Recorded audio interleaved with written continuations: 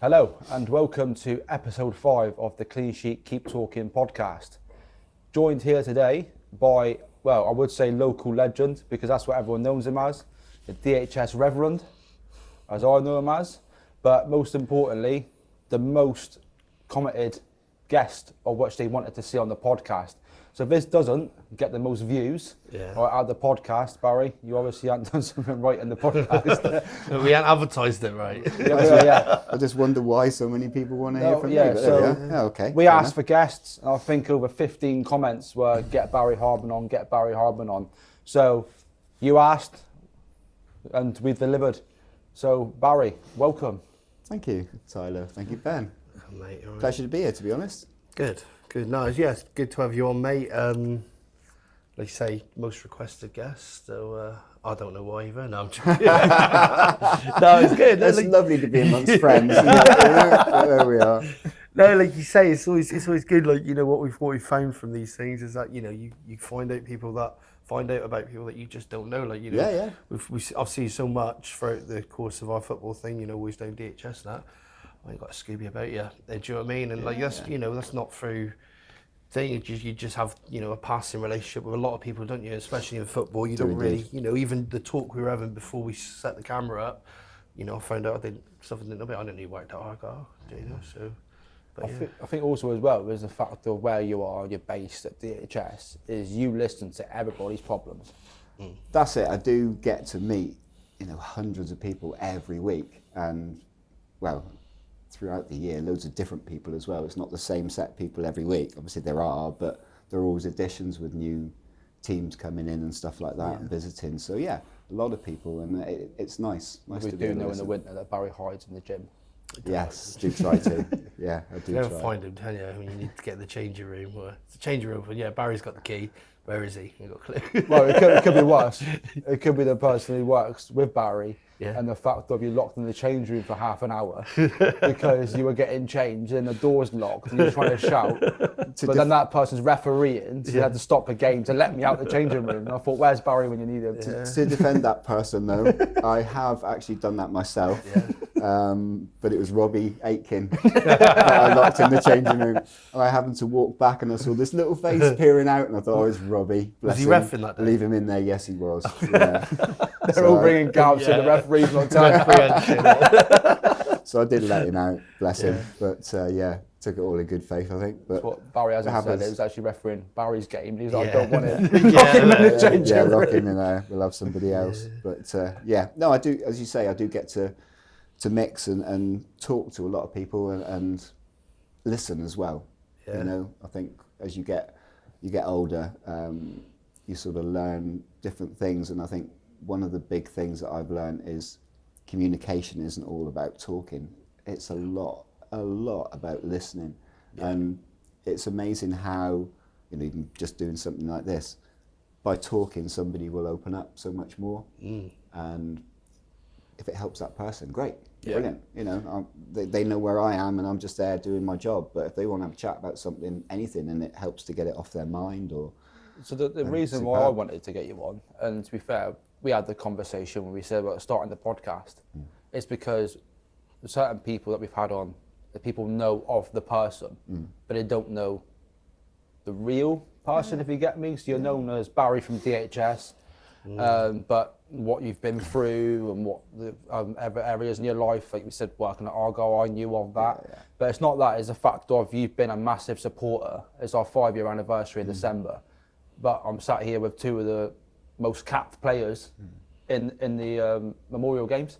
But you've been a massive supporter ever since I started it. And you were one of the first people to buy the hoodie, buy the T-shirt. As soon as it went available, I'll have one of them, and you worked on DHS. Get the pitch for the first Memorial Game first year. So you've always facilitated that Memorial Game, and you've always worked with me. So it's a fact of, over these past 5 years, we're trying to go back and just basically shine a light on the ones who have been there from the journey from the start.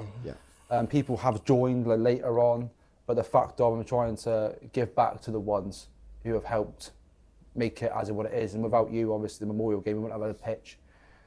We've probably been trying to scrape puddles out of a council pitch, charge me £90 for the facility. Yeah. But hey, it's something that over the years we've had to do. Unfortunately, for different benefit games, you've been involved in a few others for very, very tragic deaths. And obviously, Reece was another on that sad list. But that I had a personal involvement in that as such, because I knew the family. Yeah. From when I worked at Argyle, I knew the family and extended family, and I didn't know Reece like that, but I have memories of him from when he used to work in the superstore, helping the family out every Saturday, home game. You'd go in the superstore and you'd see little Reece, it was only about that high then, little Reece dashing around with a box, in and out the storeroom, helping out, and that was how I knew him, but I knew the family. And when I realised what had happened and who it was, then I had to help out. But it's the sort of thing that we've had to do, unfortunately, a few times over the years. A few of them even both of you have been involved in. Yeah. So they said about these memorial games, the fact of Ben got to play at Bloody Argyle this year. Well, I get DHS and there you I are. had to pay for that. you got to pay for it. Yeah, it was a sponsorship thing. We were a sponsor. Right. Yeah, don't worry. Nobody was asking me. I wasn't on top of I anyone's thought wish after list. his TikTok stuff now, No, he's been as an influencer. I think that's what some people thought. They were like, fuck me, they're scraping the barrel for celebrities. Yeah, this guy's got 5,000 followers on Facebook for running a taxi firm, and that's the best celebrity they could come up with. Now, I got called by Kevin Cooper, the bloke that runs it. Mm-hmm. So he was just cold calling companies, I think. And I don't know if you remember, he used to play for Wimbledon. Right. He was out there like record goes for in a season or something. But he rang and he just said, "Do you want to sponsor it?" And I was like, to him, obviously it's not just my business, mum and dad. And I was like, "Can I do it? I get to play at Argyle." And they were like, "Yeah, go on then." So I was like, "Yeah," but it's it was quite a carrot, isn't it? To be fair. it was good fun though. Like like a lot of the celebs, they were like very minor celebs, but they were. They were friendly, got nearly scored. Roman Larry tipped over the bar. Really upset with him, that was. I said to him in the lounge afterwards, I said, that meant so much to me. And you just turned around and went, tip. Meant more to him. I can still reach that. I'll save the Ben Wellman shot. It is quite surreal when you get asked to play in some of the games. The regards in which they're at is where my claim to fame is. They're paid for, you say Man United legends, but a fact of I played 25 minutes. I got on, was booked in the first minute for a tackle, and I shared a cubicle shower with Wes Brown after. Well, there you go. And just everybody know on the podcast, it's not true what they say. I'll get paranoid about this not being on this one. That's all right. Cool. That's where the edit. So let's go back to Barry and as a childhood. Mm-hmm. So originally from Plymouth, or I am, yeah. Mum and Dad moved down here in the early '60s. Mum was from South Wales, and Dad was a Scouser. Hence my love of Liverpool Football Club from when I was a youngster. They moved down in the '60s. They were older parents, as it were. My mum was 43 when she had me, and Dad was 3 years older. So my brothers, I've got 2 brothers, one in Torquay and one just outside Cardiff, and they're both subsequently older than me as well. So basically, most of my childhood at home, it was just me, Mum and Dad. But yeah, great childhood, loved it. Lived in Plympton until I got married, and then I got divorced, and then I moved back to Plympton, then I moved out again, and so yeah, Plympton was my base anyway. But that was me. Born in 1967, so I'm 58 years old now.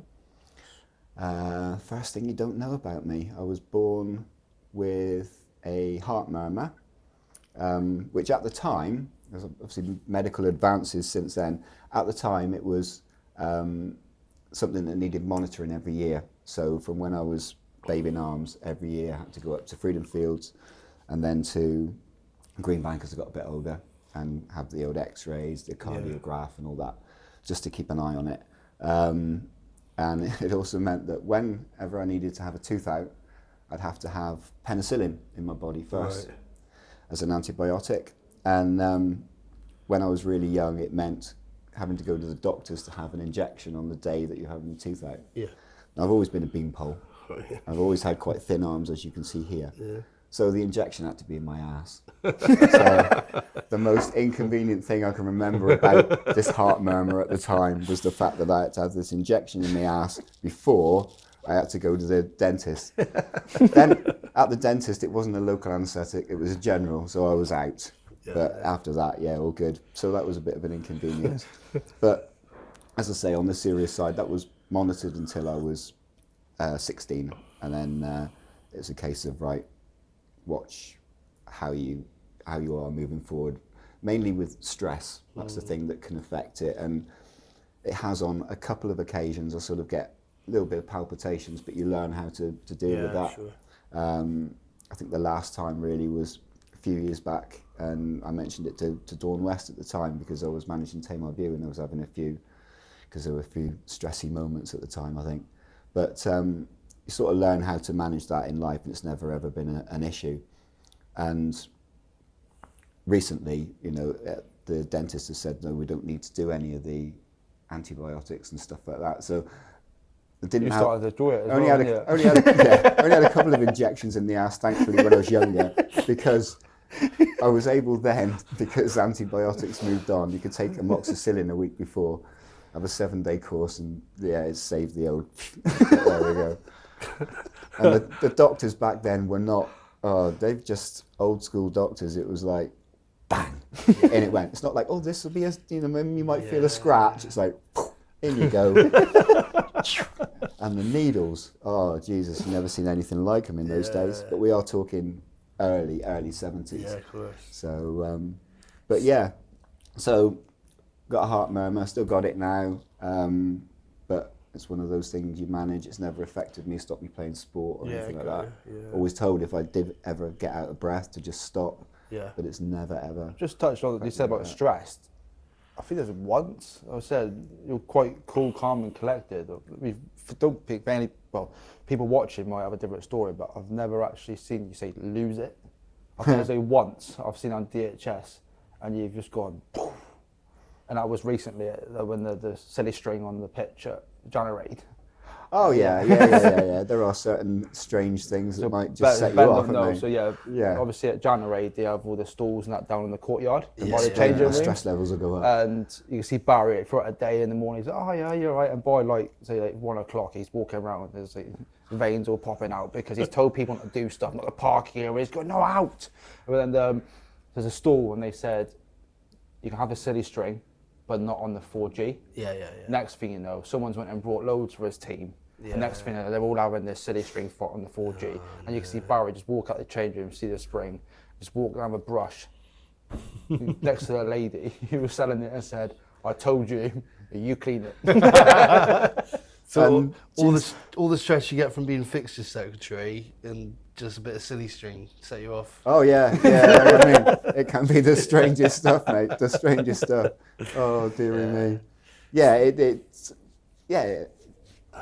I do try and keep my cool, especially in work though. It's easier because I'm generally dealing with nice people. All right, you get some knobheads obviously, but on the whole, I'm dealing with nice people because even though I'm working, they're there for their leisure time. Yeah, of course. And so they're hopefully in a good mood when they arrive. Yeah. And even for Saturday and Sunday football.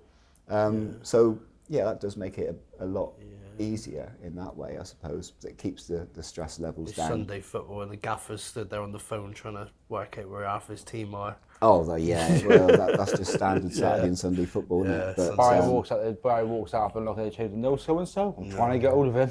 Yeah. But then I've had the other side of it when I had 5 years with Tame Our View, and I was on the phone constantly. Then on a Sunday morning, texting or phoning people. Where are you? So the mental note to borrow a load of silly string for the 20th of December. Yeah. That's what I'm going to bring. You do. Yeah. Come near me with silly string. So you will be wearing it.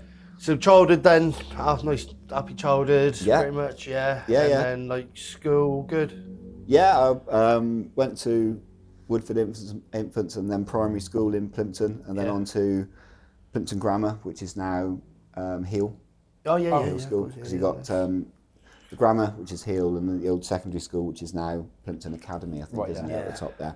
Where they've got the smaller 3G and whatever. Yeah, sure, yeah. But yeah, I went to the grammar school. That was good. Loved it there. Had a good few years there. Didn't go into further education. No. Wasn't never thinking of ever going into further education. Definitely wasn't brainy enough. Yeah. And no, I wanted to get out there and get into the world of work, as it were. Yeah, sure, yeah. Well, I didn't, but I was going to. So, yeah, but school life and growing up, all good, as I say. In Plimpton, nice. But, yeah. Sorry, Ty, can I just move your mic down? Because I'm just afraid it's going to get caught under your chin. I'm just trying to get a better place for it. Not move it ahead of that. Yeah, maybe better. I'll just turn it that way a little bit, just so. Yeah, that'll be perfect. I'll pick up everything. So you left school, and what was next? Left school and went on to something called the Youth Training Scheme. Okay. Just to skip back a little bit to the heart murmur, there was one other thing that it affected, and it comes on to what you were just talking about then. When I was growing up, my dad had been very briefly a police officer, but my eldest brother, David, had been a police officer all his life. Yeah, yeah. And I really wanted to follow him and be a police officer. Okay. And had to have it very calmly explained to me by a sergeant at the old Plimpton police station at an interview that my mum had set up for me, that the heart murmur would affect me joining the police. And it was one thing then that they looked at and said, no, it's a no-no. Because not enough was known about it, I think. Yeah, then. of course.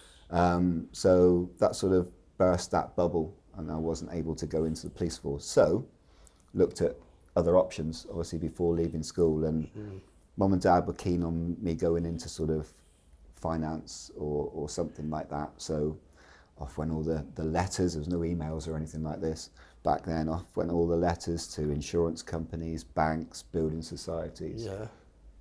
Every single one coming back with the same thing. Let us know when you get your results and all this. Right. And in the meantime, the youth training scheme, I don't know whether you're aware of what that was at the time. YTS. It's literally paid you 25, 30 quid a week. That was all, but you were learning, obviously. And applied for various YTS and got accepted at one at Lloyds Bank, which I thought was great. And then another one came up with Plymouth City Council. Okay. And decided I'd go along for the interview for that and everything. Got on the youth training scheme there. And after about 3 months, got offered a full-time job. So, and then worked there for the next 13 years. Yeah, I would say about 13 years. Okay. So I had a good little career, good little time with them, working mainly in the finance department. All right. So yeah, enjoyable times. Yeah. Yeah, really enjoyed that. But it all started off from this youth training scheme, you know. Okay. See, I thought YTS was just football. I didn't realise it was all everything. industries, yeah. Yeah, I no, think it was the old school apprentice scheme, wasn't it? It was, Yeah. but no, it was it all throughout all industries. Most places would have a youth training scheme. Yeah. I think it went on to be the Youth Opportunity Programme. Okay. Or either came from that or went on YOP. to be that. YOP, yeah. But no, the YTS was throughout business, and a lot of people were fortunate enough to go on it. And because you're there, you're in situ, people look at you when jobs come up. And Yeah, sure. yeah, I was fortunate enough to get one in the what they called the old supplies department in the city treasury. So yeah, it was quite interesting. Oh, nice. And what did you do after that then? After that, I was in and out of a few jobs for a period of 3 or 4 years. And then I worked at Argyle and then to DHS. Okay. I left And Argyle. obviously, like I didn't know, obviously Tyler did, I know a lot of people probably don't know. And what was your role within Argyle? Well, initially I sort of started off in the sort of ground management side of it, and was told to sort of build my own job description by my boss, and he's sort of helping doing this, that, the other. Then the chief executive called me in one day, Michael Dunford, lovely guy, and said, "Disability liaison officer, do you know anything about it?" And I'm like, "No." He said, "I'd like you to be it." I'm like, "Okay, fair enough." So literally, you know, I hold my hands up now, I knew next to nothing about disability at the time. Really didn't. And it was a crash course. I literally had to go online and try and learn as much as I could about different disabilities, but also look at how football clubs dealt with their disabled supporters. That was going to be my main role. Okay. The club had nothing written on the website or anything. There was literally a customer charter which was on the wall with a little line about disabled supporters, contact the box office. That was it. Yeah. So as soon as I got in there, they had a full thing on the website, little drop-down box with all the information they needed about getting tickets, where they could see wheelchairs. Okay. But, you know, my ignorance was disability mainly is wheelchair supporters, especially at football. But no, you know, you look at the whole diversity of it's not always visible. No, that was the first thing that somebody said to me, and that was the most important thing that you'll take with you is it's not always visible. Do not judge on what you see. You know, just because that person isn't in a wheelchair, there could be a whole host of disabilities or things going on there. And I learned that very quickly from just looking at the old application forms that people used to fill in to become a disabled supporter, to get a carer's ticket. And you'd look at some of the disabilities, and I'd be Googling all the time and thinking, wow, okay, sort of breathing difficulties, mental disabilities that I'd never heard of. I think that's something we're all becoming a bit more aware of now, aren't we? Like you say, I think a lot of people have had that similar sort of view, like disability means you're in a wheelchair, but like you say, it's a whole host of, and obviously you've put it a little bit more eloquently than I think a lot of people get awareness now when they're fighting over a disabled spot in a supermarket, don't they? And they're like, not all disabilities are visible, and then they end screaming at each other. But like you said, they're not all visible. Do you know what I mean? There's all different various people that need our support, when they attend football games. It's not as easy as just, like you say, walking through the turnstiles and finding your seat for a lot of people, is it? No, it's not. No, it's not, definitely. And, you know, if you're in a wheelchair, that's quite obvious. But if you have a mental disability and you're not good with, you know, spaces, crowds, whatever, then you're totally reliant on that carer to be able to come and watch football. But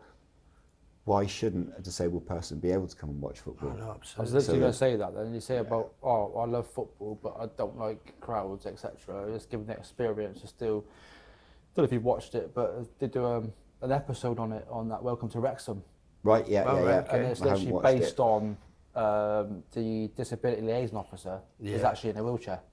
Yep. Okay. So she's in charge of it, or making sure they've got the experience, but it's from a position of somebody who is disabled. And they give it to her. They did Wrexham, for example, how big they are now. When they first took over, they didn't have a disability liaison officer. No. So it's now part and parcel of the club that you've got to have one. Well, this all happened off the back of obviously 2 promotions in 3 seasons before I joined. And when I joined, Bobby Williamson had just come in to take over from Paul Sturrock, who'd had the 2 promotions. So Argyle were now in the Championship. So we were looking at bigger crowds and more people to cater for. Not just visiting supporters, but your home supporters. So was this just after they had all the Glory fans that come out of the woodwork when Argyle in the Championship? Was this just after they had the ground redeveloped? The first part of the ground redevelopment, the horseshoe. And it was basically when they were looking at doing phase 2, which was going to be the grandstand side. And that was how I initially got in, because I was doing some stewarding work up there. But I was working on the top car park, so I got to know the chairman, directors, the key members of staff, the players and everything like that. So this job came up, and it was basically for 3 months initially, and it was to show people with existing season tickets in the grandstand over to the Lyndhurst and pick their new seats if this, for when this development started, and then it didn't. So that's what I was doing for 3 months, and at the end of that 3 months, I'd obviously, impressed enough or whatever to be offered something a bit more permanent and full time. So I imagine it's quite a rewarding job then, the disability. Like you say, you're helping facilitate these people that. It was very rewarding in a lot of ways. As I say, I learnt a lot myself from it. Not just online, but then from personal experiences of meeting people. But another thing that Argyle didn't have then was a disabled supporters association, their own little group, as it were. And the chief exec, Michael, said, I'd like you to look at setting one up. And I was actually in post for 2 weeks, and I was approached by 2 disabled supporters, both in wheelchairs, lovely people. And they said, oh, now that you're in this post, we would really love to start a Disabled Supporters Association. Yeah, sure. And now I'm back with them. I'm still their treasurer, so they're still going now. But that was all off the back of Michael appointing me and me being approached to set up this, and they're there to help disabled supporters on a match day and with more general queries, and they supply them with match information on away games, like Port Vale tomorrow. They'll send them, where to park, where to go, what they need to do, and stuff like that. So it's an advancement for the club, and something that's thankfully still there, even though the club has been up and down and now back down again, unfortunately. But yeah, that's how it goes. So you said about the disability liaison officer, right? So where, because I heard Hasney say it, right? Where does the name Security Baz come from? Because that's what the Hasney Joffrey, right, the ex-professional footballer down DHS shouted across me, saying, Barry, Security Baz. Yeah, good old Hasney.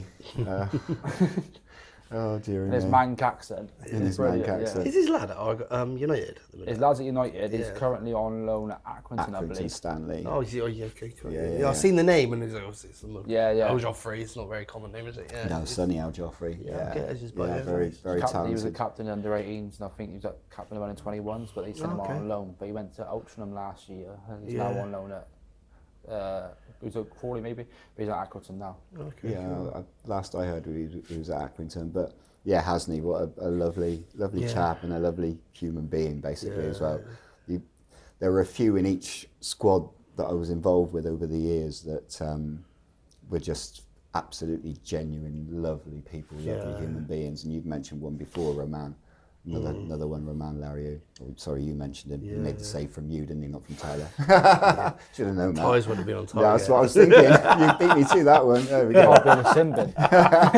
Anyway, while we talk about Tyler's misplaced shots, Security Baz was originally in a programme by Paul Watton. Now, this all came about from when Ian Holloway was in charge.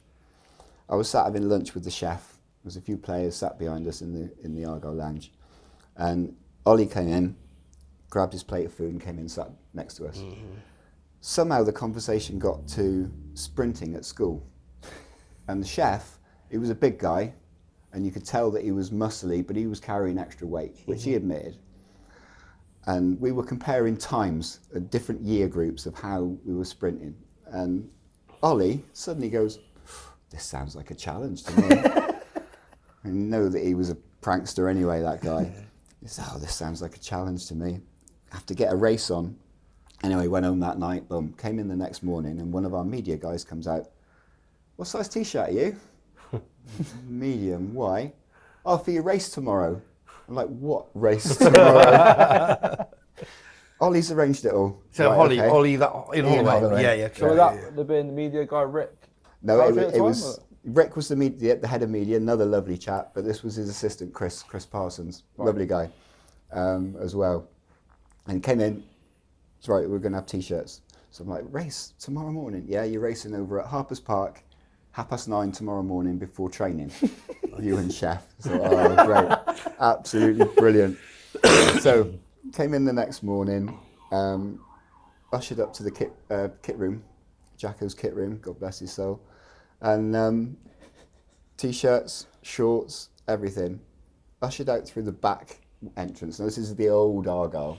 So you had the Mayflower Terrace, and it was the time when they had the temporary seating on it. Yes. Don't know whether you remember that? Yeah, I remember, yeah.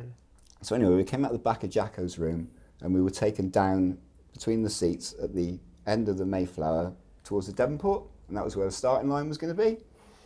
So we start walking down, and Des Bulpin, who was one of Ollie's coaches, has come up, got a starter pistol in his hand. Bloody hell, this is getting a bit professional. Anyway, as we've come into sight, our media guys are up in the control room.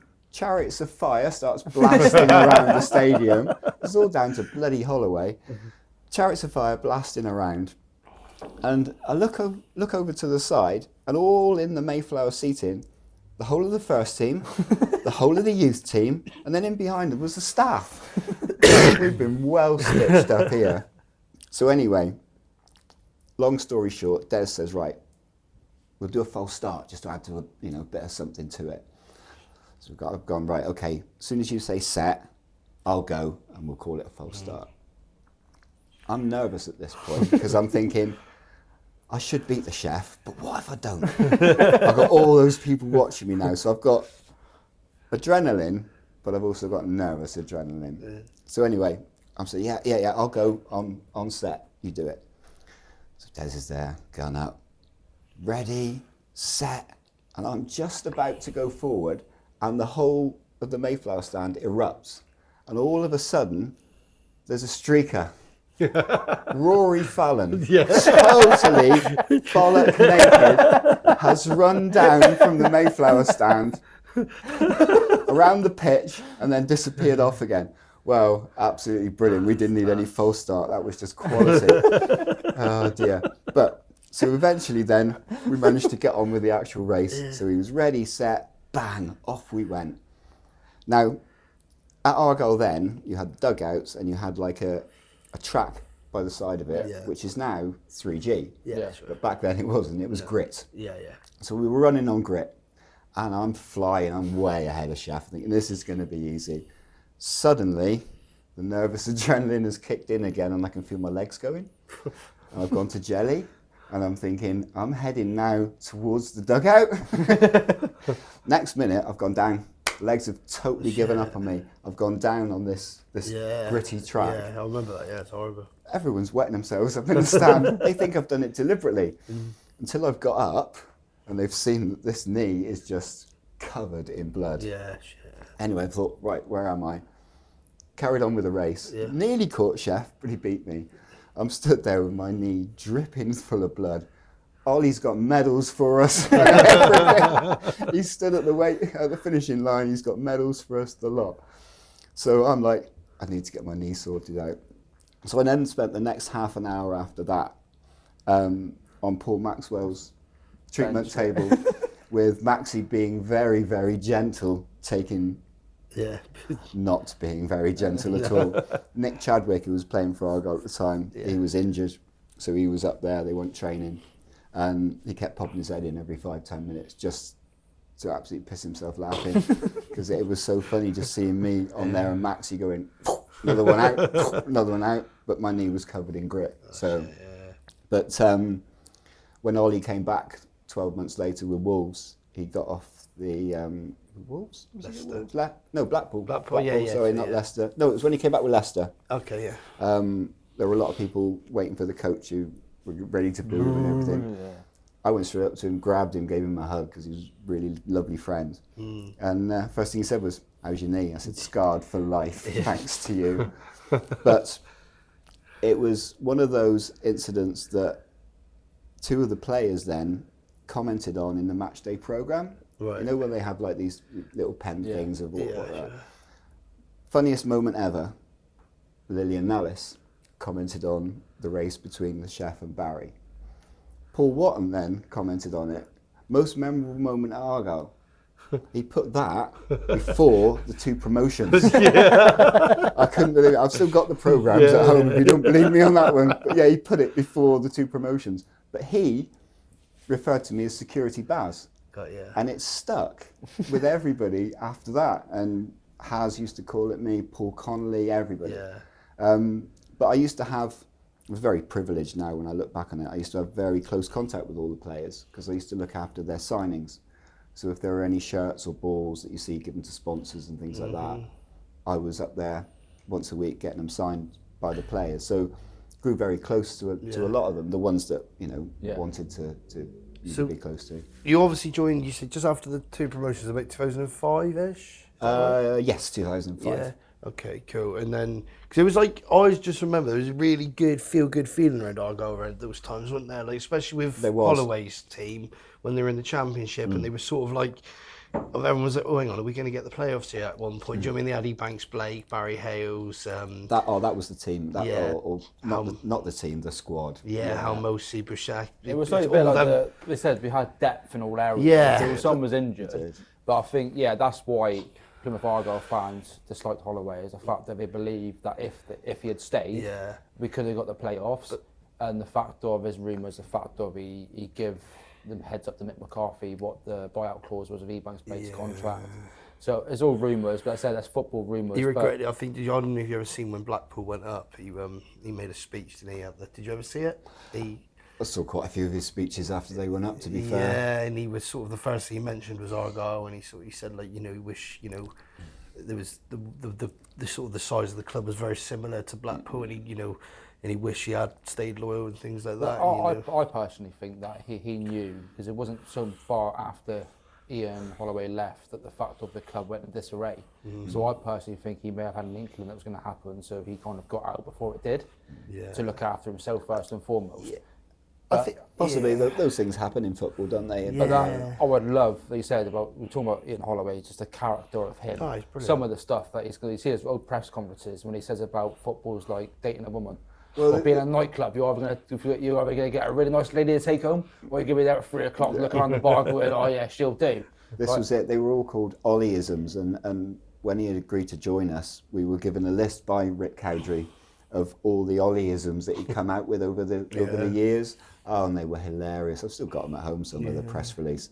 Absolutely hilarious, but he added to them. The funniest story about when they had Marcel Sype on loan, and have you seen the video? But I've cry every laughter. Every time it comes up, I watch it again. So they had Marcel Sype on loan from Heerenveen in Holland, and he went out on a players' night out, and they ended up downtown. And Ebanks Blake got into a bit of a scuffle. Two people. So he laid two of them out, and then the police pulled in the Holloways, and one of your players, blah blah blah, had done this. He said, "Oh, okay, what's happened?" And they said, "Right, chief executive's going, right, we have to cancel his loan. What do you want to do?" And he went, "What?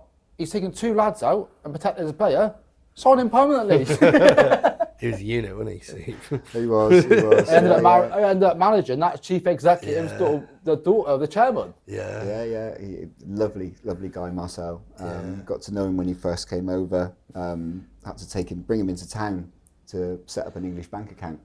So I was yapping to him then, and he was saying that he'd had offers from, I think it was Russia at the time was the big place to go for money.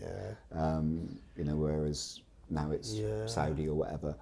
But it was Russia back then. He'd had offers, but he was coming to Argyle, and he was lovely. And I saw him, only a few months ago with Lucy, his wife, up at Argyle, up at DHS, because both their lads go there now.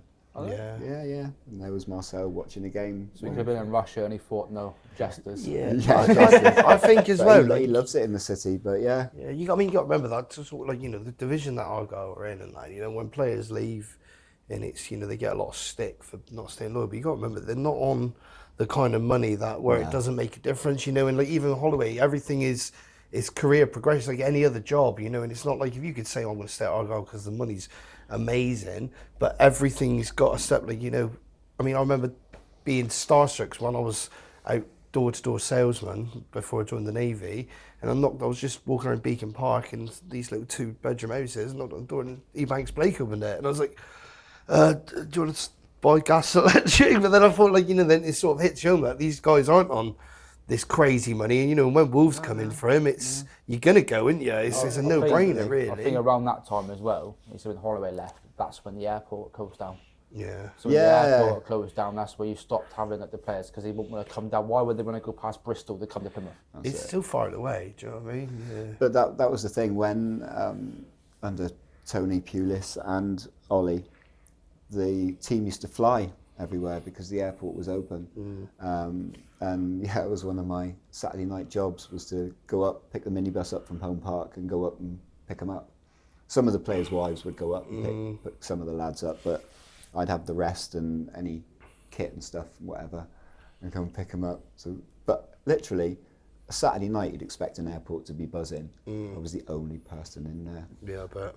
Literally, and you think, wow, how is this place still going? And you might see it's one of those things, a little baggage handler pop out from behind the curtain or something. It was one of those scenarios. Is there anybody else in here?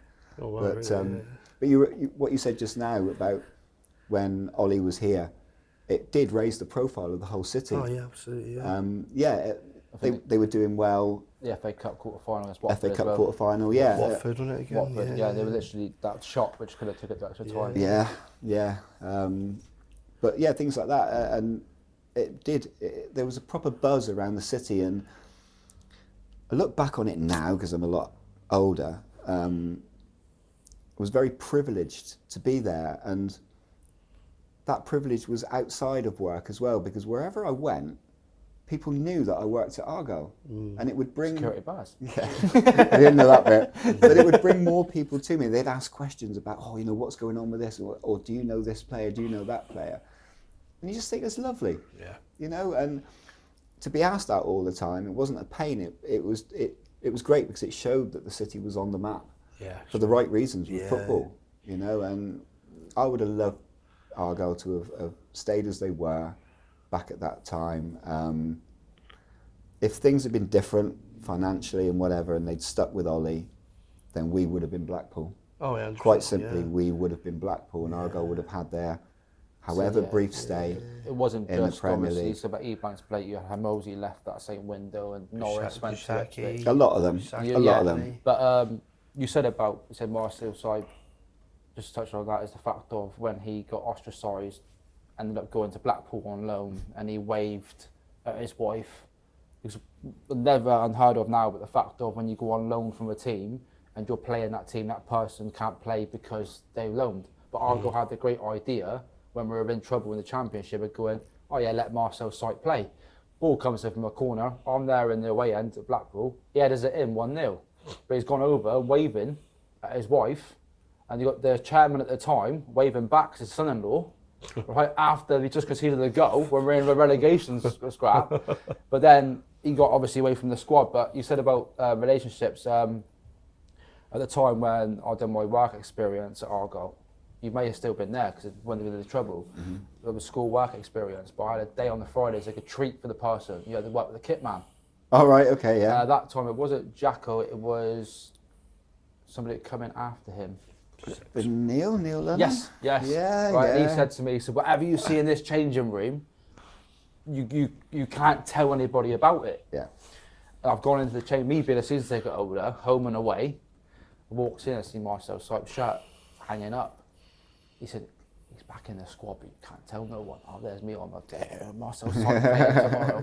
But yeah, be in that surroundings, and you just walk in, he said for a fan, you'd be on your work experience, you're seeing the people that you paid, just walking past, you going, oh mate, how you doing? Hello mate, how you doing? That's it, in relation to a fan, I was in a very, very privileged position because I had access to the players off the field.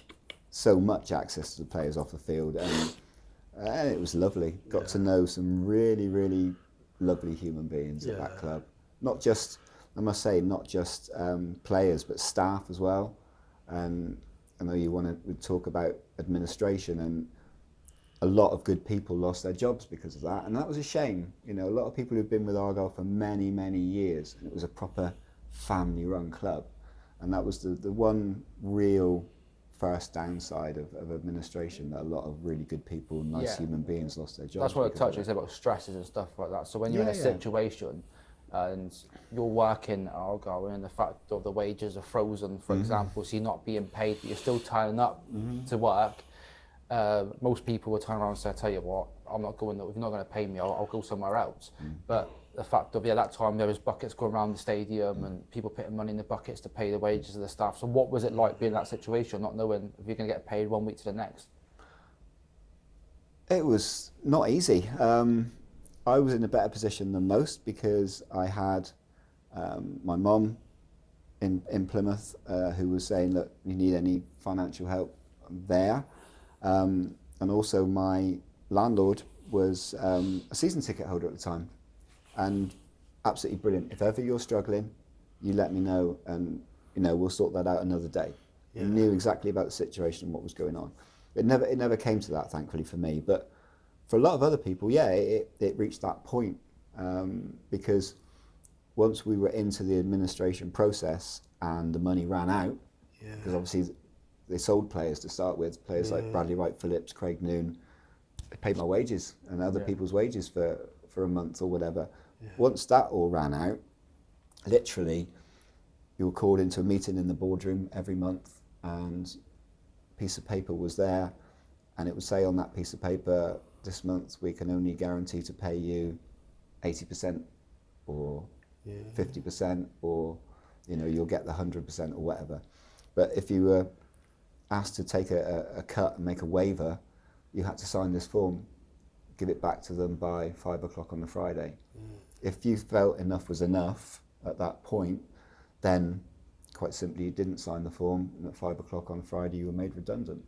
And it's that happened every month. Yeah, and it's bizarre really, because you think like anybody else, like Tyler said, like if a scaffolder or a bricklayer or something, he turns up on a Friday and the boss says, "I'm not paying you today," then I'm going to go join another gang Monday. Exactly. And they've got that thing, whereas you haven't got, there's not another football club next door that needs a disability liaison officer, and there's not coaches and kitmen. They can't just walk out and they're settled in Plymouth. And it's, no, they can't. And from the other side of it, it's a football club. Yeah, and it relies on it can't stop. Yeah, exactly. Yeah, because your main source of income is the income that you get on a match day.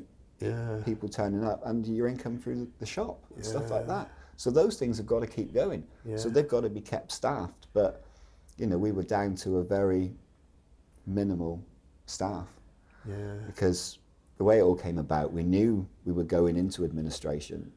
And on the Friday, the administrators came in, Friday afternoon. A gentleman called Brendan Guilfoyle, never forget his name. Most vacant man I've ever... he never had any information for you that was helpful. Anyway. He came in, P&A partnerships they were called, and he said, "Look, we're the administrators, this is what will happen now. We just want everybody to go off and enjoy the weekend." And that was it. Everybody felt lovely, absolutely fantastic. Monday morning I was off, so I strolled in about 2 o'clock and walked in, and the office had 2 people in it. It was our commercial guy at the time, James, who was a very good friend of mine, and there was the acting chief executive, I think he was called David, he was sat in the far corner. I've walked in, looked around, nobody there. I've gone to James, I've gone, "Everybody on late lunch or what?" He's gone, "Oh mate, what a morning." He's got up and he said, literally they had 2 lists.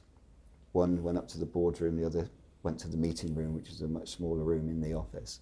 And depending on which room you were in, you were either told, yeah, you were staying, or yeah, you were going. So the majority of people were told then, that's it, go and collect your stuff, you're redundant. And it whittled down the workforce. I don't know exact figures now, I can't remember them, but it was huge. And as I say, a lot of really good people were lost at that time. But that's how brutal it was. But James was saying all this, and he's saying, "Oh yeah, certain people have left." So I said, "Oh, who's still here then?" And all this. "Oh, so-and-so's here, but they're on lunch." Then he stopped and he's gone white. And he's gone, "Mate, I don't know what list you were on." Shit. So I'm suddenly thinking, oh, shit, I might not have a job here. With that, the acting chief exec's come over with a notepad and a pencil. He's gone, "I'll just come into the meeting room with me." Got in there, I've closed the door. He's gone, "First things first, your job's safe." Thank you. All that. It was such relief. And then he went on to say about, the people that had left and who was actually there. And from the next day then, it was weird, because you were trying to work out how we were going to keep the football club going normally towards a match day with much, and that's the fewer thing, staff. it's like everybody's role, it's just sort of like, imagine with the size of the operation that any professional football club is, like everybody's role is just like, and it's crazy for me to think that you were probably thinking, shit, is my job going? And I'm thinking, well, if you're not there, who's going to look after, the disabled fans? They need to, You said about that, the fact at that time I'd done my work experience, is when I was in administration. Right. And there was, you said about the office, it was all but empty. Yeah. But it was, for example, that Barry said about the minibus and stuff like that, is the fact of, just because you have one row, you'd been picking up other people's roles that were thingy. So you're doing more than what your job was. Yeah. Well, that was how, when I said I originally went in and was told to build my own job description, I was literally talking to other members of staff and seeing what jobs they were doing and what ones they didn't like doing. And one of them was from the manager's PA, I don't like going up and doing all the signings with the players. I'll have that. You know, so I was cherry picking certain jobs that other people didn't like doing, and I'm thinking, I wouldn't mind doing that. But yeah, DLO was the main one, but there were other things. Doing a lot of driving as well. Yeah, sure. Airport runs and stuff. Remember the fact that week where it was the fact that I say, Pilgrim, who's Pilgrim Pete? I tell my daughter, so it's someone different usually. Yeah. So what do you mean? I said, I've been him. You say, what? 16, work experience. So I need somebody for Pilgrim Pete, because I had a school something on in the stadium. And it was that point I was saying about Rick, because I had to spend a day with each section of the club. I spent a day with the media team. He went, work experience to do it. He's a massive Argyle fan.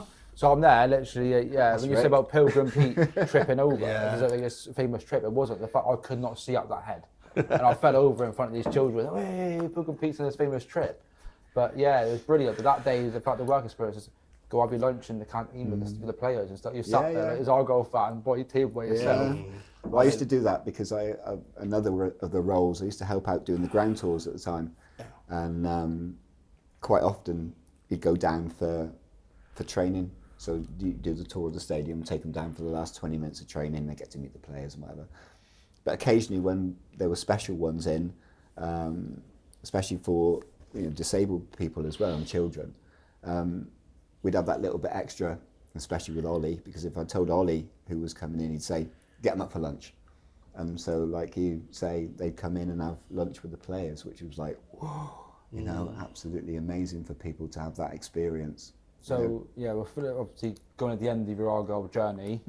When, before we get to that, when the manager at the time, Peter Reid, is it true that he sold off Meadows to try and contribute to the club? His 1986, he did 85 FA Cup medal to pay the electricity bill. I always heard that he'd done that, and then I just didn't know if it was one of them that you just hear. He was the manager at the time when I was the work experience. The most selfless person I've ever come across. Yeah, what was he like? 'Cause he's a character, isn't he? Very selfless. As a character, he was brilliant.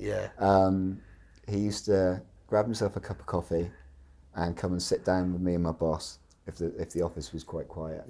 And he would relate stories from when he was at Everton, really boozy football stories, and from when he managed abroad as well, like some of the places that he was in. And one place he got taken to meet the Prime Minister or the head of state, and it was an absolutely beautiful place. And after this little chat, he got taken away in a car to this absolute palace. And they said, this is your home. The football manager here is more important than the head of state. And he was literally in this palace with servants and everything like that, but lovely guy. He asked me once to take him and the coaching staff up to Devon and Exeter races. And long story short, it was coming to the end of the day. I still had to go back and do work at Argyle. So I've gone to Crudgy, Jeff Crudgington. I said, Crudge, time. I said, I've got to get back to Home Park. Right, okay, let me go and have a word with Reedy. So he's gone over. Let's talk to you. So I've gone over and he sat, as you were there. So I've put my hand down on the table and he's gone, anybody says anything to you tomorrow, you send them to me. I'm the manager. I run this football club. Took his hand away and off we went. Lovely about it. Anyway, gets in the minibus and he says, before you go back to Home Park, you're dropping me home. So he lived out in the middle of the South Ham somewhere. It was a tiny little village, which literally a shop, a couple of houses, a pub, and another shop, another house in behind the pub where Reedy lived or was renting. So we get there. No, everybody come in for a drink. Oh, God. I'm getting even later and later. I got back to Home Park at 8:30 in the end, but we stayed there for them to have one drink. Crudgy got me a Coke. As he was doing that, I went off to the toilet. Peter Reid comes in, and he literally came up to me, put his hand out to shake my hand. And he said, every football club needs someone like you, someone flexible and helpful. 30 quid in his hand. Yeah, When I took my hand away, he slipped 30 quid of his own money. Just Yeah. appreciate what you've done today. Yeah, Really, really lovely man. But you go back to the medals thing. We had this auction and we had a lot of donations in of different shirts and fantastic memorabilia. But yeah, one of the main things was his medals. Yeah. But also he quite famously took his credit card out and paid the heating bill on the offices, you know, during that time. Lovely, lovely individual. As I say, I'm very privileged to meet some great human beings there, and yeah, really was one of them. So, like, touching on what obviously, you know, what the whole clean sheet is about, then obviously you were at Argyle during obviously really good times and some pretty shit times for like people around. Like, was there like, and especially when you say you had access to players, I'm not asking to name any names, but did you ever sort of, was there anybody that you know was struggling? Was there any players that, like, you know, seemed isolated or that were struggling, like looked like they were struggling with mental health? And was there anything done about it? No, or not. Was there much support for them, or was it not really a thing then? There would have been support if they needed it, but Yeah. I don't think it was quite so much a thing. Yeah. You know, we're going back to the noughties there. You know, I was there, 2005 to 2012, 13, the end of sort of thing. So yeah, it was looked at differently to how it is now, but there would have been support there for players. But, you know, you two have played and you've both managed. Every changing room has its own mix of characters. You've got your extroverts, your introverts. You know, you've got your Jack Eastons and your Sean Palfreys. Yeah. They are Sean. I did give you a mention. He's been hounding me. But you've got that, and you've got a good. It's only because Steve didn't mention him, and he commented and said, "Oh, the amount of times I spent at your house, he didn't mention me." So, yeah, Bless him. I'm gonna edit his name out. Oh, no, please don't edit it. He'll be on to me again, bless him. But yeah, you've got that mix within any changing room, and it's the same at professional level. So you've got certain players who will come out and openly talk to you and tell you their life story over a cup of coffee or whatever, and others that just come in, train, have their lunch, and go off, and you don't know much about them. You say about that, Paul Scholes one of them. Yeah, very much so. He's turned up, trained, home. As you said, they make a joke about him just sitting in his dark room. Yeah. But there obviously were players that struggled. Yeah. Obviously were, and God rest his soul, Chris Barker. Yeah. You know, he was the one. 39 years. Yeah. The two questions every time, innit? Why? Or two statements. One question, why, and the other, what a waste. And there was somebody who I was quite close to at Argyle, and he would quite openly talk about his family and everything. I knew he was very close to his parents and everything like that, and he'd talk about his kids and stuff, but he was a proper man's man, so he was very much somebody who mixed with everybody, and you know, stayed within football. But it just shows that people not necessarily have got demons that they carry around with them, but can be affected so strangely by one or two little, or not little, but two incidents. Yeah. And obviously the passing of his parents affected him that badly that he decided to do what he didn't have to do, but what he did. Yeah. And you said about there being the man's man. That's what he was, one of the last brigade of the old school defenders. Yeah. He was built like a shit house, and he would clear that ball and put his body on the line. But like you said, but do you feel that you've been around the environment of professional football, there's enough done for when they retire, support-wise, or when they finish? I don't think I'm really qualified to answer that, because I didn't see them when they finished. Because all I saw was a new crop of players coming in, and players would get transferred out. So never ever had to deal with player welfare on that sort of thing. So I don't know, to be honest with you, the answer.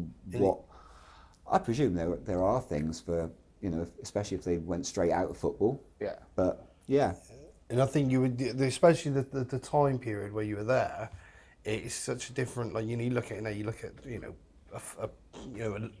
even a Liverpool player that's stuck on the bench, and he's not playing well. He's not well in good form, you know, but he's picking up £100 a week. It's like, it's, you know, of course he's probably going to be, you know, he's gutted. It's his career, and I'm not trying to diminish that, but like at the levels that we're at, Championship, League One, like, you know, you're looking at you like uprooting your family for the whole to go, and it's, you know, and it wasn't retirement. You can't just retire on that wage at that point, could you? No.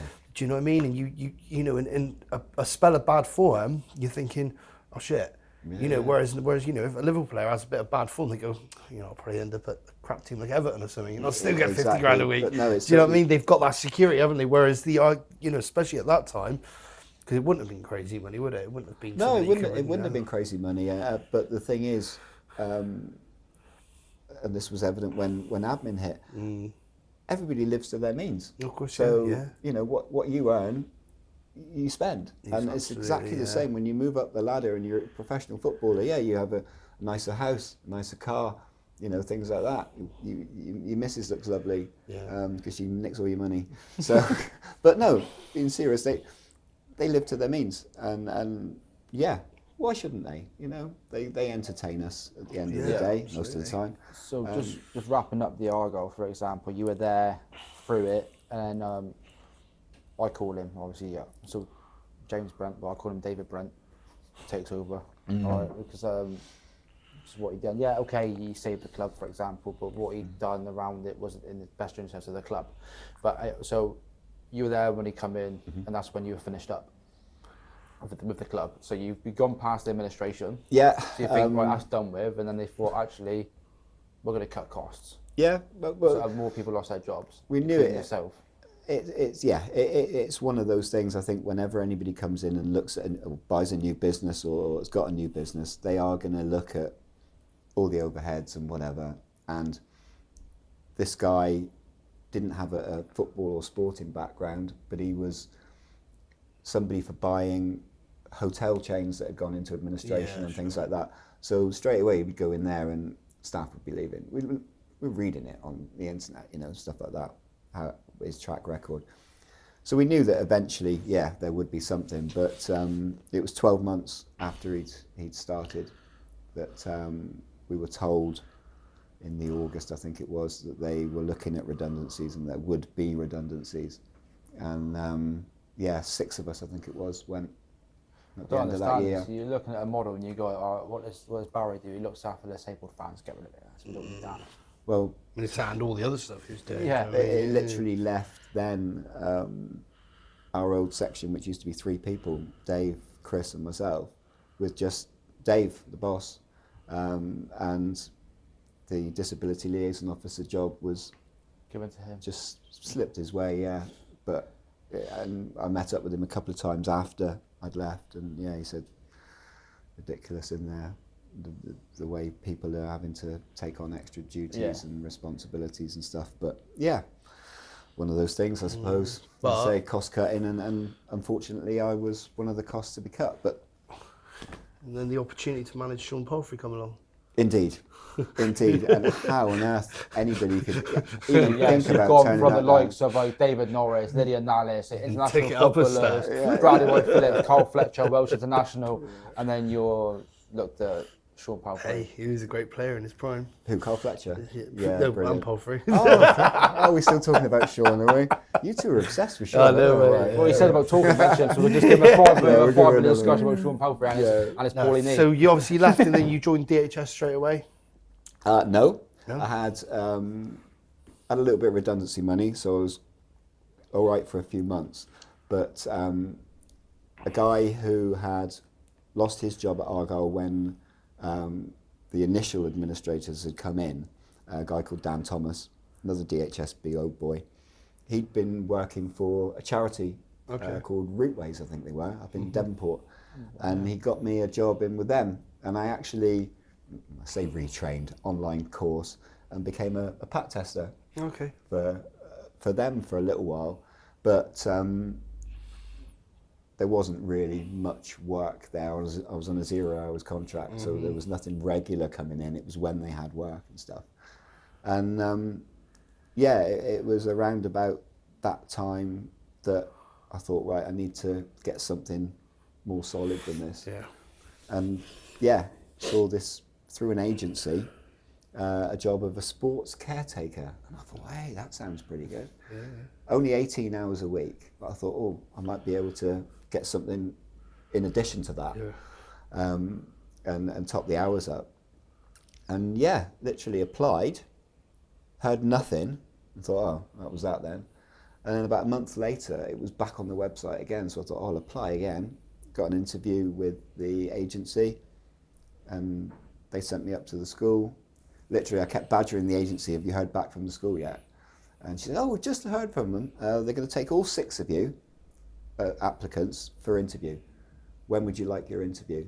I'll have the last one, please. Yeah. Because I'm thinking, they're all going to be young guns.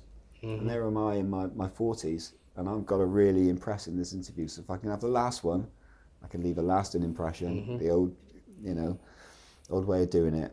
And yeah, I did, and the rest is history. 12 years ago that was now. Yeah, cool. So yeah. You full time there now, are you? Full time, I was full time from day one basically. Oh, they give you full time. They said the 18 hours was basically what they thought they could sell on the pitch at the time. And they said to me, once I got the job, blank canvas. Yeah. There's your pitch, 7 days a week, certain restriction on time obviously, but sell what you can.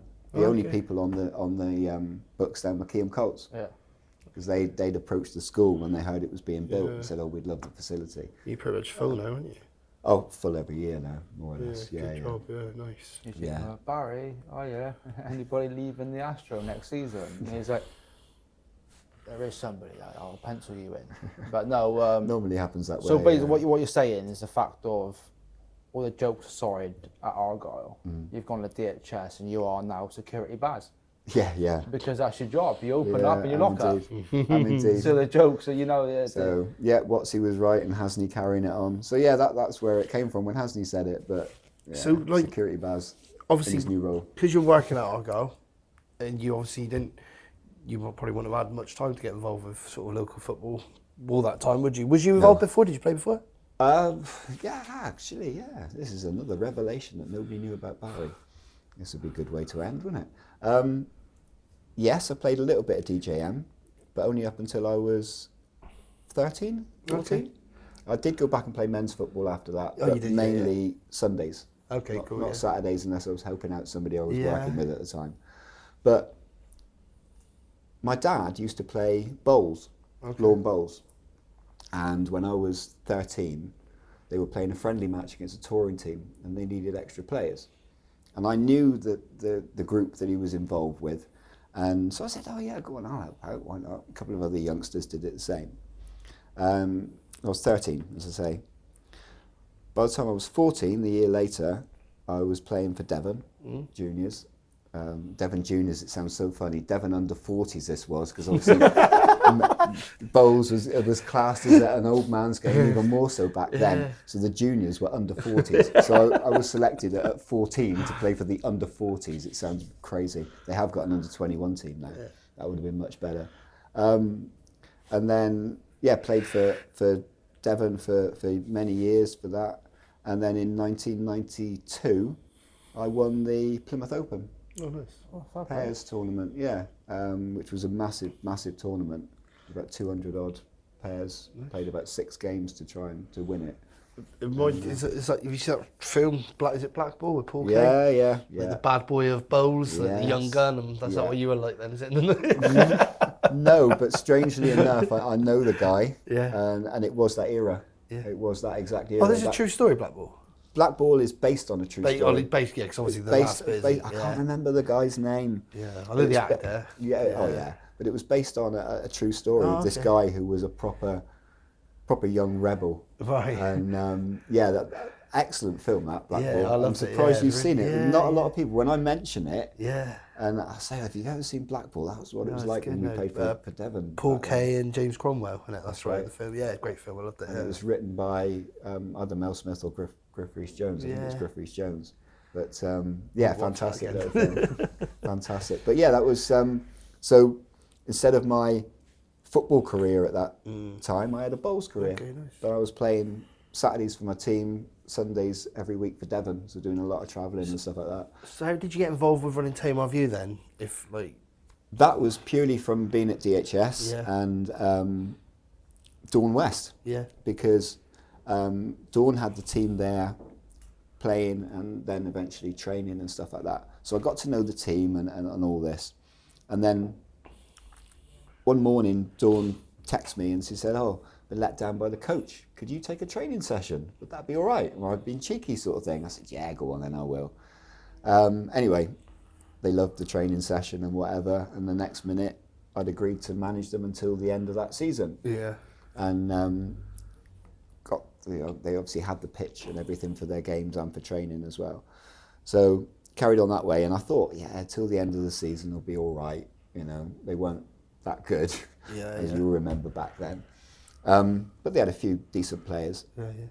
Played the first game up at South Brent and we got beat. It was a Sup Cup. As soon as we'd lost the game, we pulled out the Sup Cup. It was those days. Next game, we played over at Salt Mill and we lost 2-0 to Riverside Saints, I think they were called. Where the Walkies and people like that were playing for them back then. And Lewis Challam was managing and stuff.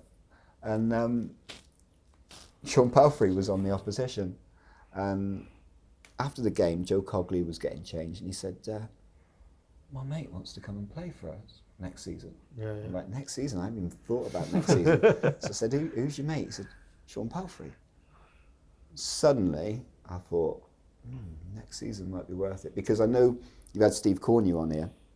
And one of the first residencies that we had down at DHS, well, two, they shared it, were Ernesettle with Mike Bridgman, another wonderful human being, and Western Mill Oak Villa, when Steve had them. And Palfs was playing for them, Cody Town as well, and a couple of others. And I remember Palfs from back then, and I'm not going to big him up or anything, but I do think he's a very classy footballer, good player. And so when Joe said that, I thought, get him on board. That might be quite tidy. And then I started to think about who I could sort of use Sean to get in. And so Blandy and Carlton, people like that followed. And that was how I got involved, literally helping Dawn out for one training session, though I'm sure she had an ulterior motive in mind. It was going to be for longer, but I thank her for that because I had great time managing them. Well, you know what it's like managing your team. It can be stressful sometimes, but normally pretty decent. Hang on, just one second, check the time. No, I got to go work tonight. No, just with that, as the fact that you said you enjoyed it towards the end, I couldn't stand it. You're running it by yourself. That's why I thought, wrapped it up, I went to play in, and then I thought, Ben, I'll get back involved with the coaching side of it, because I used to love coaching, but I hated managing. No, I enjoyed it, but I think lockdown changed a lot of people, a lot of people's attitudes, and I think mine changed slightly during that time. I don't know how exactly, but it did. And when I came back, I found I was being a little less tolerant and sort of, oh well, if they can't make it, I don't care, sort of thing. And I thought, well, that's not me, and that's not what I used to give to the job, and that was time to leave then. But I think it was, lockdown that sort of. Back then, I remember, Barry Hardman at the age of 50 was signed on because they were the players that back then. The team, obviously, the lockdown, you come back. I think you had a stint of it until the end of the season. You said, "I was it." I just remember seeing Barry Hardman signed on the full-time website. Second game, I think it was, of managing. Went up to West Park and turned up on this Sunday morning. Barry Hardman plus me signed on, as you say, and Leachy and Rich White, my two centre backs at the time, they turned up and they were absolutely out of their faces. One of them came off after about 10 minutes, and the other one, I think was Rich, lasted till half time and said, "I ain't going back on there." So I was thrust into 45 minutes of action then. And that was me and Barry Jinks up front. So how old that strike force was, I will never know. But it was good fun. So what we've done with Steve and Gav, obviously we've done like your dream team. Just before that, I just want to touch on something. Obviously, with the clean sheet and the support you've had for the past 5 years. I know, obviously, you said your relationship with your parents, you had a really good relationship, and obviously we see on Facebook. How did it affect you losing your parents? Yeah, good one actually. Because as you all know, or as we all know, when you leave school, you've got an education, whatever level of education you want, but you're not given a handbook, and this is how you live your life, this is how you deal with, stress, this is how you deal with grief. And my mom and my dad's passing both affected me differently. My dad, because as I've said to you, they were older anyway. My dad was 75 when he passed, but I was only 29. He died just before my 30th birthday. And he was literally diagnosed as having cancer, given 12 months to live, and lasted just over 5. But, bless him, he died on Christmas Day. So it sort of obliterated Christmas for me. From that day on, from that year on, I've never been the same on Christmas. I prefer my own company, to be honest. And there's one point in the day, 8:30 in the evening, which is when he died. I like to get to that. I have a little 10-minute tearful chat with him, and that's that. And that's my way of coping. But I didn't cope very well with it at the time. And this was the thing. I didn't really know what grief was. 29, it's young, okay? Compared to me now, it's half my age. But I didn't know how to properly cope with grief. Dad dying at Christmas, you know, you had Christmas all around, and then New Year, and then the funeral and all that. And it wasn't really until a couple of years later that it really started to affect me mentally, and I thought, wow, I didn't deal with that very well, and where's my head at and all this. And as I say, you don't get given that handbook on how to deal with things, and I learnt from that. And then when my mom passed away, I was very fortunate. My mom lived until she was 91, and you know, it was 9 years ago now that mom passed, but I was very, very lucky in that way. But I was more equipped in that, you know, you learn your life lessons, and I learnt from my dad's. And so after my mom had passed away, I made sure that I grieved properly, and everything that I needed to let out, I let out, rather than keeping it all bottled up. Because when you're younger, you know, this comes on to the clean sheet thing, especially with local football, you think you're invincible. Everybody thinks you're invincible. And it's not until you get that little bit older and you see that you've written your own little mental handbook on life and experiences, that no, at that age you are young, but you are not invincible. You are very, very vulnerable, and you are more vulnerable then than I would say I am now at this age.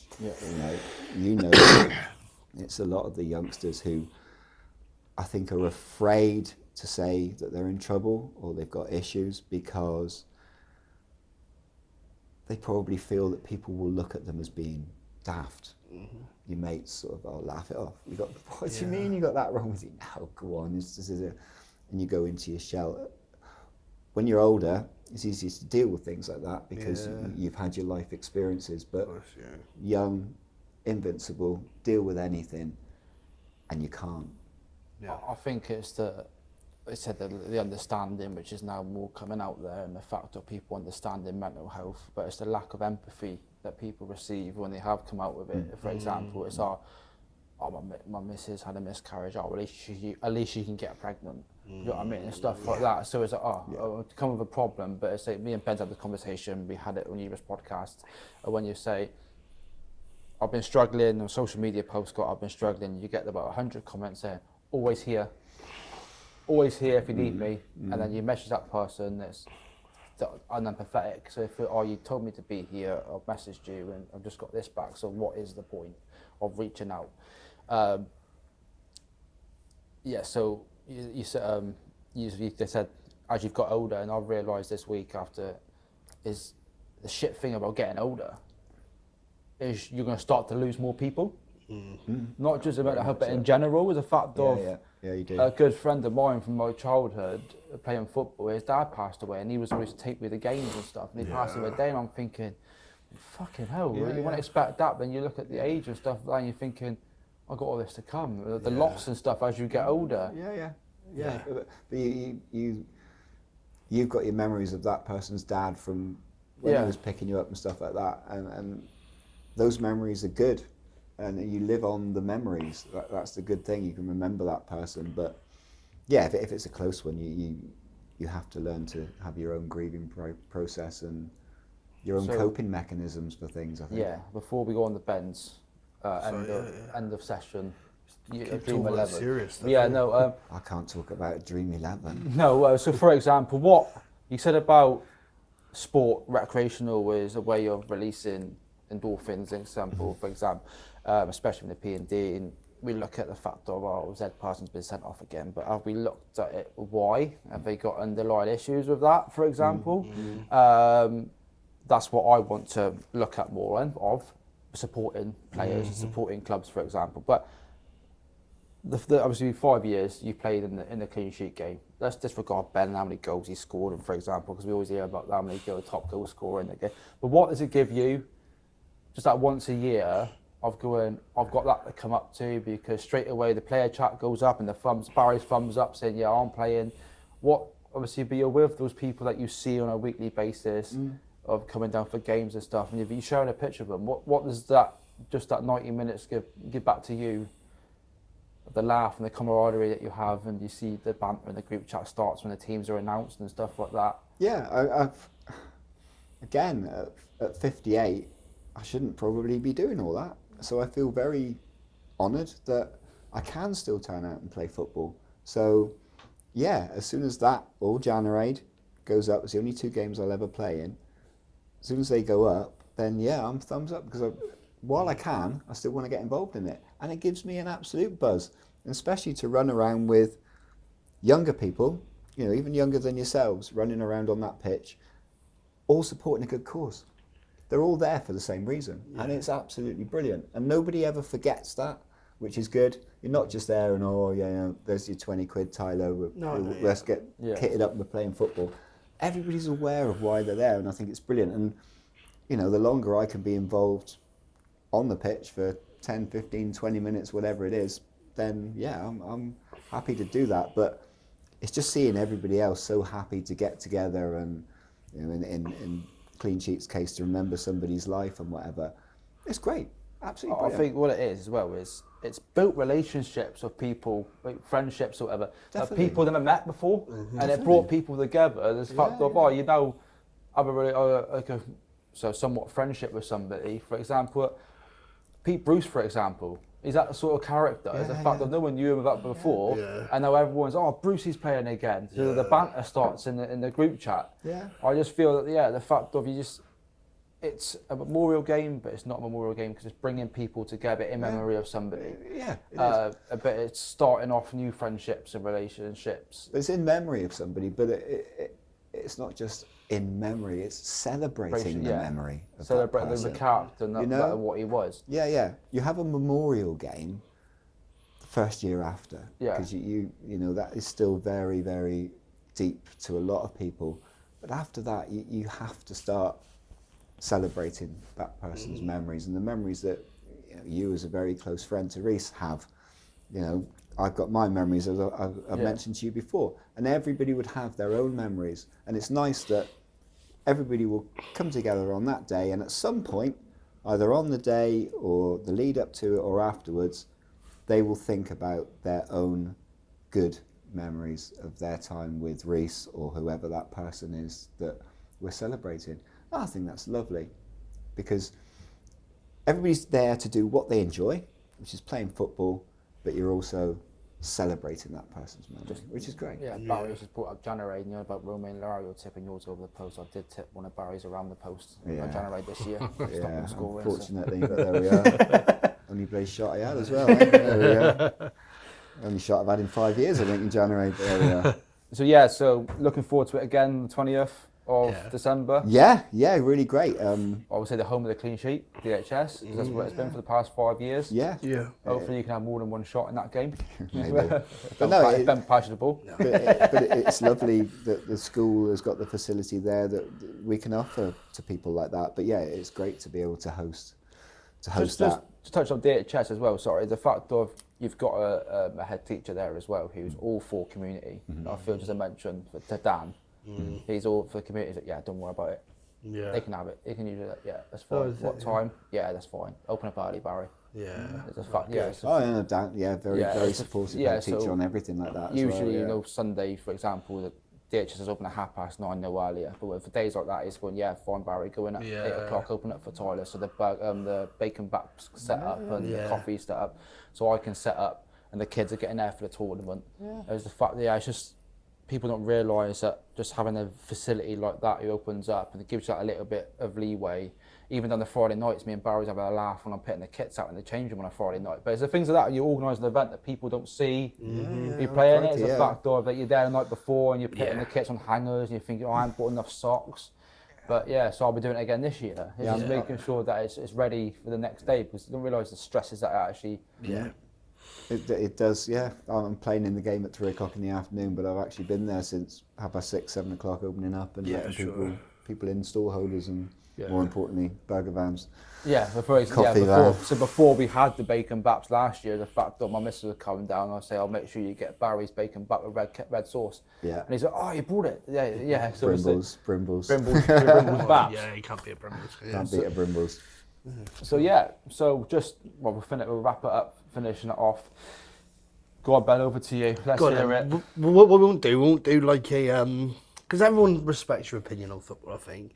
So what we won't do is we won't say, I'll pick a dream 11 of players you manage and that, because we won't say that. What we'll say is you're going to be starting a Sunday team next year and you're going into the P&D Prem. And you can pick your dream 11 from any players that play Sundays at the minute that you see quite often. So you don't have to have previous relationships. You've just got free reign to pick whoever you want for a starting 11. It would be easier for me to actually pick from a few years back. Because you don't. Because Palfrey's not playing no more. You can't pick him. That's what it is. Sure, no, he came. I don't know the names anymore, do you? It's I like, don't, because I don't manage and I don't watch so much football down there on a Saturday night. So we've only got one team. Of course, I don't really see that many. So we take it back 5 years then to when you were managing. Out of the ones I see currently, it would be the whole of the Future Stars 11. That's my dream team at the moment. There we are. Hence the name Future Stars, because next year they are going to be the Stars. So, all right, we'll take it back, say 5 years to when you were managing. All right, in the league that you was in. All right, if you was to build a team around say 5 years ago, players playing from back to front. The time I've been at DHS then, from your time of starting at Best DHS, goalie. So DHS 11, for the ones that you've seen playing down there. Best goalie to start with. Best goalie? Tyler, what's his name? Best keeper? I don't know. Got to mention the best penalty saving goalkeeper. Much underrated, Chris Coombs. Absolutely brilliant, Coombsy for Millbridge. Penalty save after penalty save after penalty save. What's the guy? Big Andy. Andy Gold. Andy Gold. The best. Love Andy. Love Andy. I think he's a great goalkeeper. So I think I'd probably, if I was going to be forming a team, I'd still have Andy Gold. Andy Gold. He's very, very good. Just whether you have managed, I think he's very underrated. Is Dan Cork. Well, I was just about to say, I am going to mention people that I have managed because, but Corky, he stands above everybody in my opinion as a goalkeeper anyway, and he knows that, and I keep telling him that every time I see him. Love the man to bits, but he's keeping throwing himself around on the pitch. Couple of fullbacks, any side. Unless you want to go. Berkey, I think. For definite. Come back to the other one. Centre backs. One I did manage afterwards. I just thought he was class all the time he played for Mount Golden. That was Dave Taylor. Absolutely loved Dave. The other centre back, I cannot go beyond Sam Leach because he was my captain. So he is El Capitano for me. Leach. The midfield. There were so many, I've seen so many really, really good players. Controversial one because he's just a pain, but he's so good at organising the midfield, and that's Wayne Gamble. Love Gams for that. Absolutely brilliant. I know he's a pain in the ass to referees and whatever, but he was superb. So he would be alongside Sean Palfrey. In midfield. And second captain. The other two places would be Sean Palfrey in midfield here, obviously, and Sean up front. And Sean playing just in behind on the 10. two strikers, I will go to them straight away. Two best finishers I've ever seen. Apologies to Harry Jones for this, because he scores the best goals I've ever seen, and he knows that. Is brilliant. But the two best were Bailey Mabin, who I did manage for a little while, and Doley. What was he called? Lee? Yeah. Lee, yeah. Very good. Played at Lakeside, very good player. Yeah. Both excellent, exceptional strikers. The rest of the midfield, I don't know. It's difficult. There have been some really, really good players. If you can call him midfielder, you'd have to go for Robbo, Glyn Hobbs. Yeah. Exceptional player. I'm sure he could do a job there, can he? Yeah. Oh God, yeah. Yeah. And who else would I put in midfield alongside Gams and Sean? Bless him. I think Carlton Allen. Yeah. Got to be one of the best players that I've seen in as much as you give Carlton the ball, he'll keep it. He's quality. Keep it for hours if he wanted to. But he is just brilliant. And he's another name that springs to mind. But so many other players.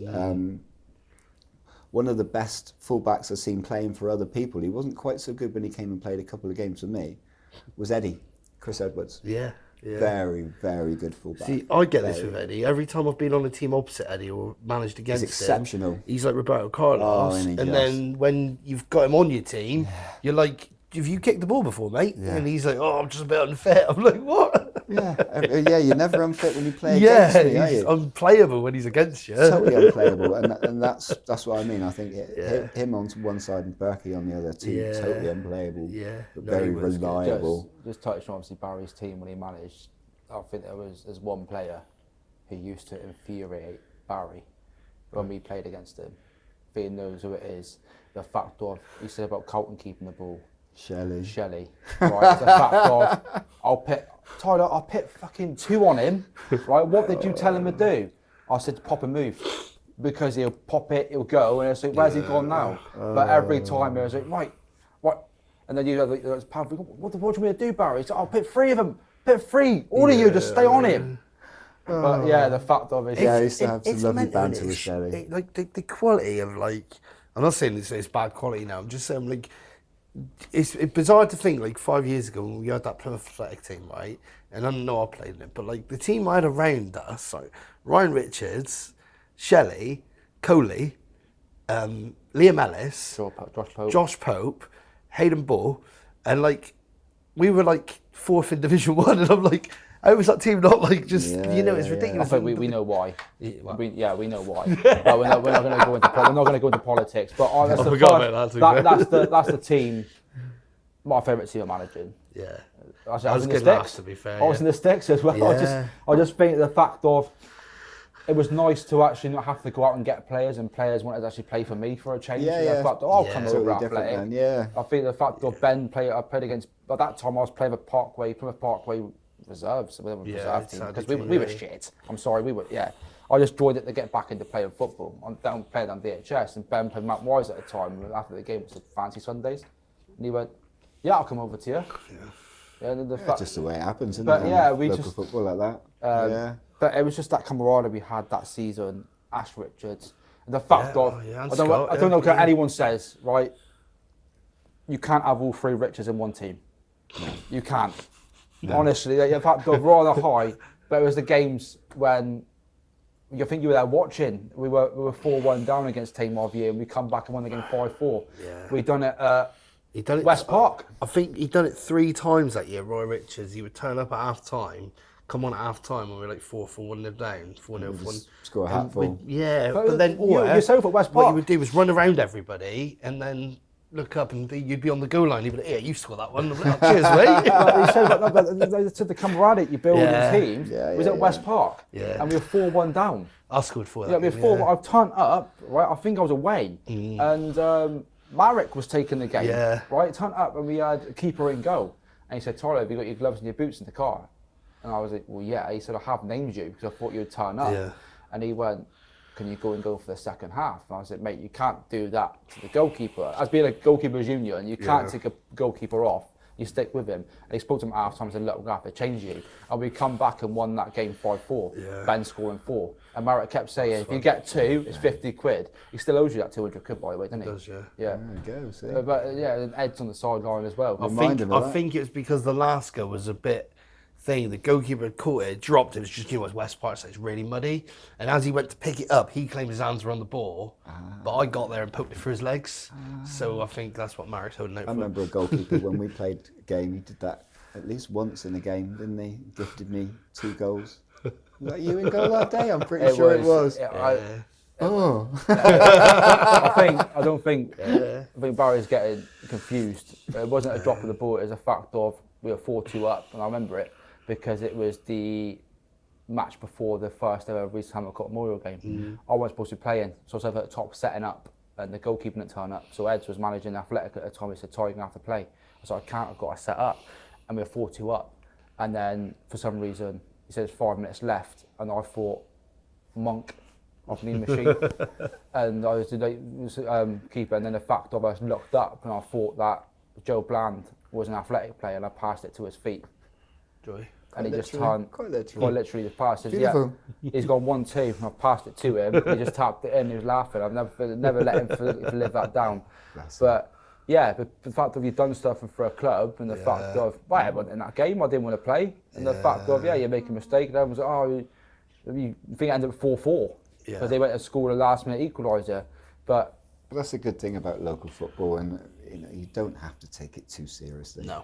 All right, it's competitive, but you get some teams that do like to take it very seriously. But at the end of the day, just go out there and enjoy your football, enjoy your leisure. A turn fixture, right? And we had Bear 11, and he turned around and said, "Don't worry about it. They got fucking Tyler up front, and Tyler scored a brace." All right, so that's the battle of Tyler versus Barry. And still lost. Yeah, still lost 3-2, but it doesn't matter. My celebration still was the run past him, and he went, "Okay, fair enough. Don't let him score again." 3-2.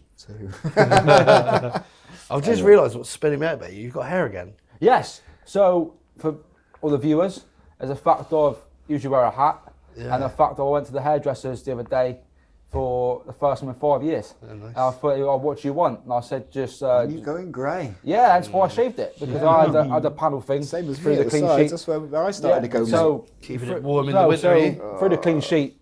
With a couple The of other day I totally grey. I had the chance of sitting on that construction industry panel, and I thought, I can't turn up. And I actually went to a school visit, with Kia the other day, and I had to go in and what you do for the job, and one of those meetings. And they asked, how long you've been with Kia, how old were you started? So kids at 7 years old, they want to work out how old you are. And I said, I'm 30. And these kids were laughing and said, you're lying, right? Because at the time I grew up the sides, there was grey hair. And the people that I was with, they were older than me. I think they were like 39 and 41. And they said, you look like the oldest. So I thought, right, they said, Chloe hates it. She said, just shave it all off. She said, I don't like your hair now. I said, no, I want to try it. I want to see if I can get rid of this McDonald's M. If I can get rid of it, if I can't, it will go. But at least we'll try it until at least the summer next year, see if I can grow it out. Yeah, and it's nice to actually go and actually have a conversation with a barber. I've done it for myself in 5 years, but again, at taxi drivers, people don't realise the shit that you talk to an hairdresser about. Because they ask, what do you do for work, mate? And the fact that they actually charged me, I said, I must spend after. I said, never get, she's been for first haircut in 5 years. They charged me half price as well, so I'll give you a half price, mate, I've only done the sides. You'll end up with a top knot by next year's game. Yeah, we'll do by then. Well, anyway, Bar, thank you so much for giving us your time, mate, today. Been an absolute pleasure. It's been really it's nice. There hasn't been questions. It's been a normal chat between 3 people. Yeah. But it's nice because different things have come out, and nice little conversation. And the main thing about it all is keep talking, really, isn't it? Yeah, that's what's cool. So easy it is, isn't it? Exactly. You so don't talk to anybody. Yeah, thank you to Barry and Ben for episode 5 of the Clean Sheet Keep Talking podcast. Again, before we finish, a massive thank you to our sponsors, Milford's Trust, for again the use of their fantastic facilities and keeping Barry refreshed with his Nescafe coffee, which is always a perk. Indeed. All right. Nearly finished. So again, the next podcast in which you will be watching is the Christmas special with Reese's brother Cody Hammercott, which I'm going to give it a plug now so it gets more out there before it's released. And that's an in-depth chat about somebody who has lost somebody to mental illness and to suicide. But again, on a lighter note, if you can, come and join us, myself, Ben and Barry, down at DHS on the Saturday the 20th of December for the Memorial Day. Yep. And remember, just like Bruce Forsyth, keep talking.